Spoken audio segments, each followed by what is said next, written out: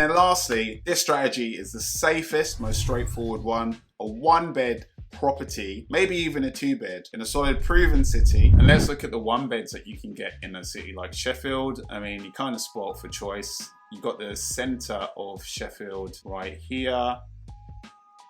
And these are mostly going to be flats, but you can get some really good modern 1-bed flats in Sheffield. Look at that rental income of £700, and you're buying it tenanted. Actually, the tenants would have moved out. That's March 2024. £90,000, £90,000, 70. That one looks a bit pokey. 97, £500,000, 100 to 105,000 pounds. Always comes back to Liverpool. I mean, look at that. I mean, when I say Liverpool's underpriced, I really do mean it. There's so much available in Liverpool for a really good price still, and you can just see just the tons of options that come up as soon as we got here.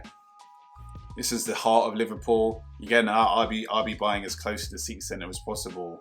But look at this, £87,000, £95,000. I'm honestly just clicking at random here. £99,000. I mean, these are all, obviously I've got the filter on, but you know, you can see from the photos here that these aren't just like cheap, pokey flats. These are modern flats in the heart of Liverpool that have been there for a while now, right close to the heart. Derby's another city that gets talked about, not as much as it should, but if you know, you know. I mean, there's not a lot out here, but if you could get a 2-bed for 100,000 in Derby, I think you're laughing. I mean, this one's going by auction, so it's gonna go, let's be faced, it's gonna go for above that. I know I said no auctions earlier on, but for a 2-bed in Derby, I would, you know, there's no harm in bidding. If the costs work out and the numbers work out, I mean, you can't see the inside, so you'd have to go and visit it. This is one you're gonna do by yourself. When you're choosing a property for £100,000, £30,000, all in will get you the property, okay? It will cover the deposit, stamp duty, lawyer, broker fees, etc. It's low risk, it's low effort, so it's gonna be in the green section on this diagram here. You're gonna make a profit of around about £200 to £300 per month. And over time, hopefully, if you choose right, your capital appreciation is where you make the real big gains in terms of equity. Okay, now lastly guys, this is a bonus one. I said lastly before, but I mean it this time, is to set up, this is gonna be a curveball wildcard,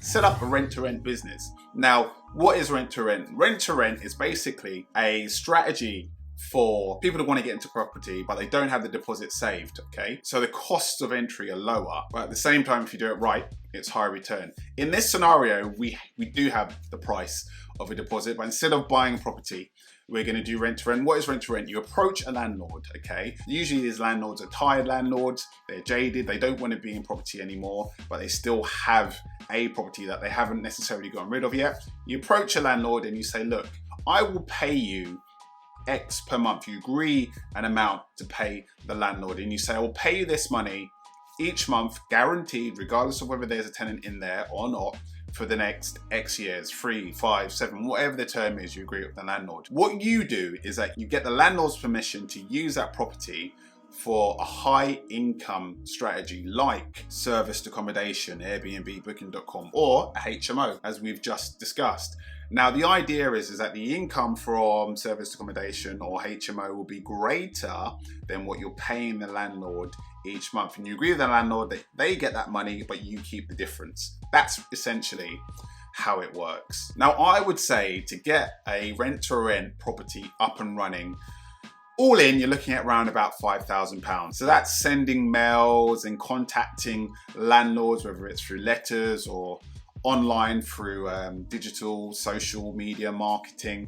Okay, that's getting legal agreements joined, that's getting legal agreements drawn up. You know, buying legal templates is a way to do it these days, just in terms of having a compliant, legally sound agreement with the landlord. And then there's all the stuff around getting a property set up that you have to pay for. So gas safety certificates, electrical performance certificates, EPCs, EICRs, the cost of fire safety, you know, especially if you're doing a HMO, but also if you're doing a service accommodation, you know, fire safety is really important. And, you know, when it comes to HMOs and service accommodation, you're supplying these properties furnished. So the costs of furniture, white goods, cleaning it, staging it, £5,000, I think, is a reasonable amount to get started. Now, you've got £30,000. So I do this 6 times, okay? So it's £30,000 all in. I told you this is a wild card.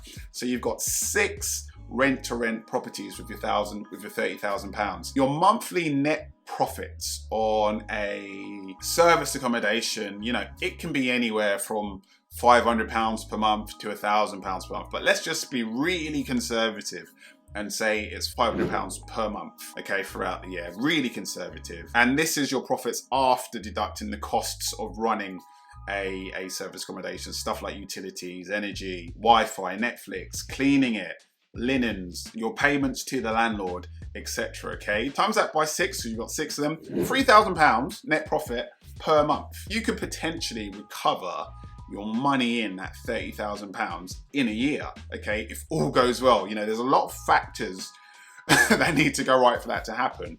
But I told you, this is a wild card. Now, serviced accommodation is high risk. It's not as high risk for me personally as a BRRR, because a lot can go wrong in a BRRR. And while serviced accommodation is high effort, right? It is, because especially if you're managing it yourself, you're managing bookings, portals, all of that kind of stuff. Doing a refurb, for me, is a lot more effort than managing bookings, okay? And it's not as high cost. You know, the money in for a service accommodation is not the same, especially if you're doing it on a rent-to-rent basis, is a lot lower, okay, than actually buying a property in any scenario. So it's in the amber area, as you can see on here. Thank you for watching. This year I'm making a video every month to answer any questions that you have for me. So whether you want to know whether you should invest in a limited company or in your own name, whether you should buy a flat or a house, what is the best way to get started in property, or who my barber is, just let me know. You can ask me in the comment section below, on Instagram,